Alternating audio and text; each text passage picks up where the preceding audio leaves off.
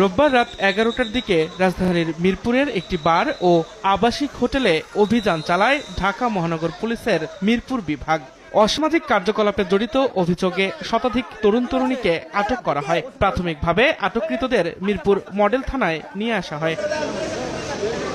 Police জানায়, দীর্ঘদিন ধরে মিরপুর 1-এর বাগদাদ মার্কেটের এসকে বার ও পাশের একটি আবাসিক হোটেলে অসামাজিক কার্যকলাপের অভিযোগ করে আসছিলেন স্থানীয়রা। সেই অভিযোগের ভিত্তিতেই অভিযান চালিয়ে তাদের আটক করা হয়।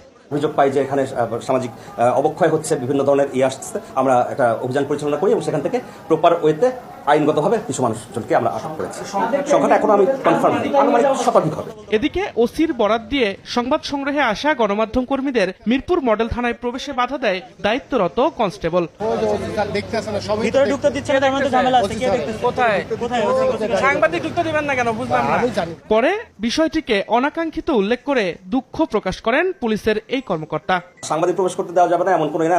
সাংবাদিক আমাদের অবশ্যই আমাদের বন্ধু, এটা আমাদের নলেজে ছিল না বা আমাদের উই আর নট ইনফর্মড। আটককৃতদের বিরুদ্ধে আইনগত ব্যবস্থা গ্রহণের জন্য শাহ আলী থানায় হস্তান্তর করেছে পুলিশ।